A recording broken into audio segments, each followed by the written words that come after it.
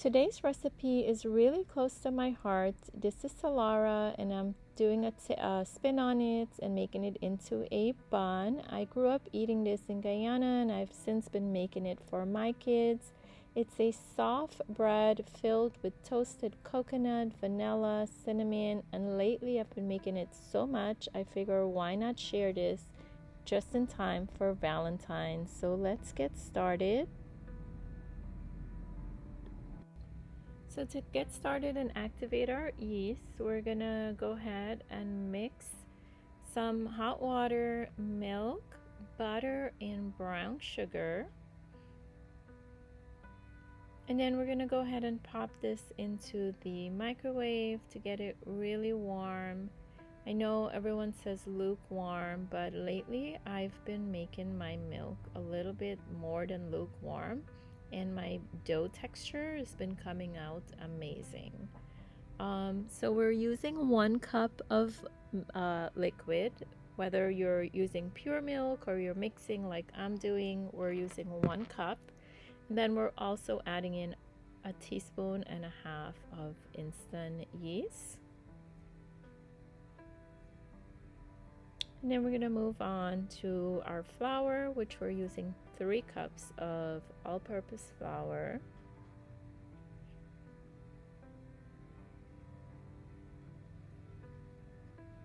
And I like to pour almost all of my liquids, but not quite.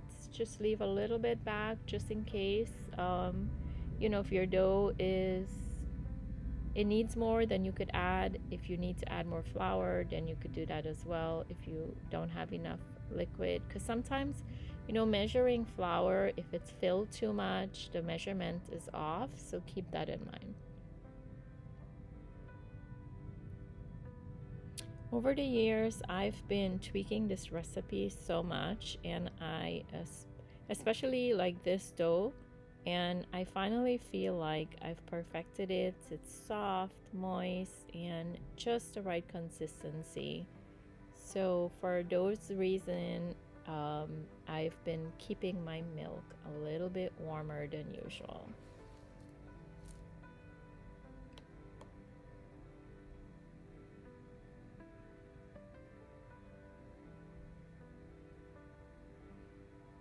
So we're gonna go ahead and take this out. We're gonna smooth it out and let it sit in our mixing bowl.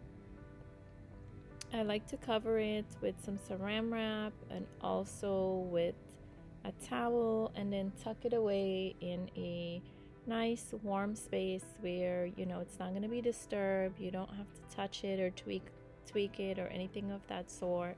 Just let it sit for a good hour and a half and leave it alone. Now moving on, we're gonna go ahead and prepare our toasted coconut.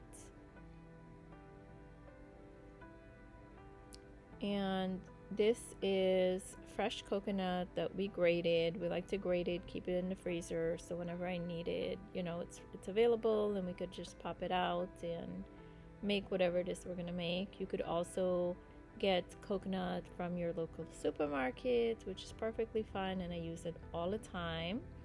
I like to use brown sugar, and I'm averaging, I think I put about 3/4 of a cup. And you could totally use granulated sugar as well, but I like the richness of the brown sugar. It does make a difference, and of course we need it to be red, so we add in some food coloring or baking coloring. And then we're gonna just let this toast for a good 5 to 7 minutes. Now I should say one step that I did forget. I didn't forget. I did not hit my record button, but in addition to the sugar and the food coloring, we also added in 1 teaspoon of cinnamon and 1 teaspoon of vanilla and half a cup of condensed milk.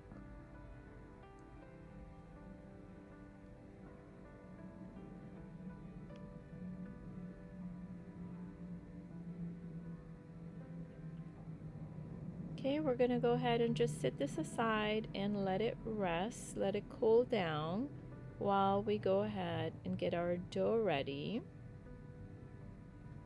And of course, because we're making a cinnamon roll style of this Salara, we're gonna go ahead and roll our dough out just like you would for a cinnabon. This was so good. I could like taste it right now. Maybe I ought to go home and make some more.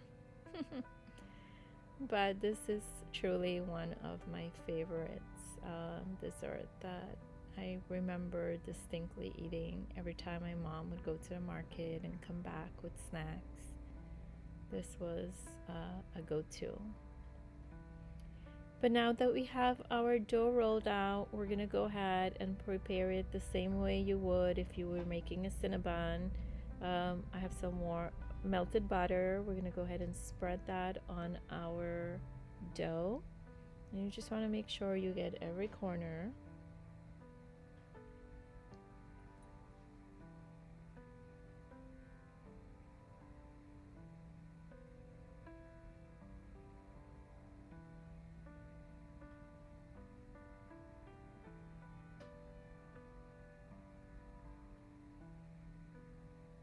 Okay, next we're gonna go ahead and distribute our coconut filling and make sure you spread it out as well to every corner, and then we're gonna roll it.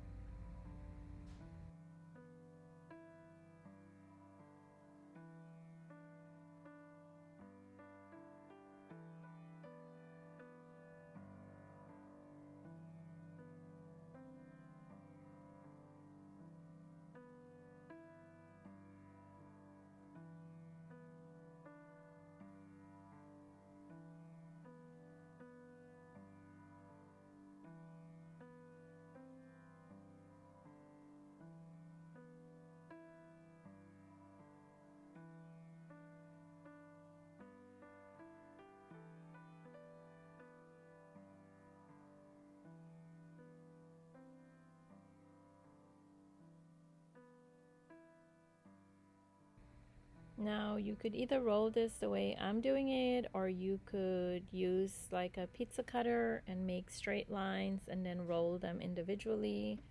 But this way works great for me, so I'm gonna keep it this way. I like to cut the ends out just so we get that nice perfect shape. And then you want to measure your portions that you know, measure it so you have the sizes that you're looking for. So I kind of use the knife going backwards and just put an indentation there so I know where I'm cutting.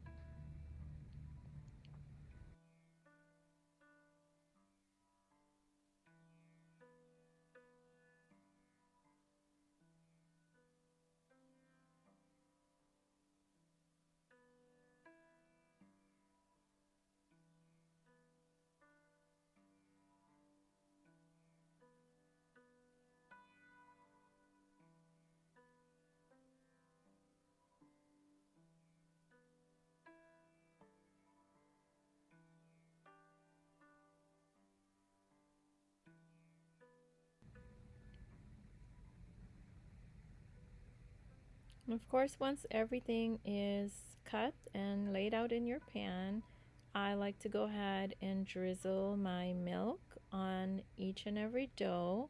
Make sure that they're all saturated with it. And then we're going to cover this and let it sit for another 30 minutes before we put it in the oven.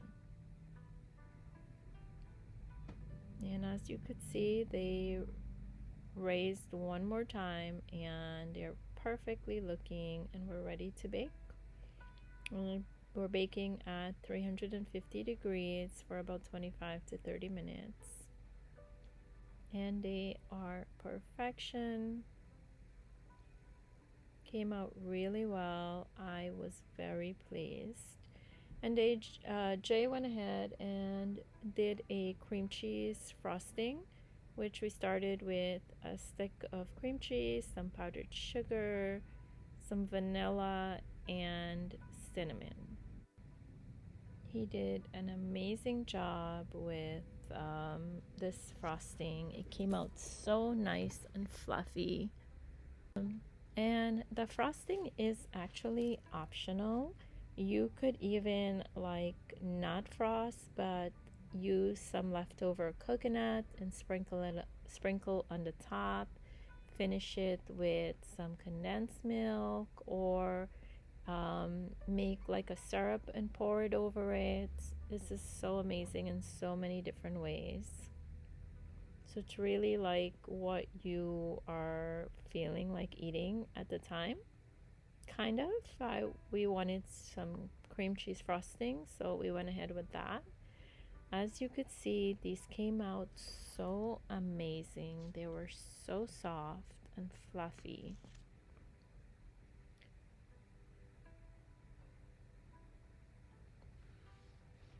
This is truly one of my all-time favorite dessert. It's warm, it's comforting, and full of so many memories.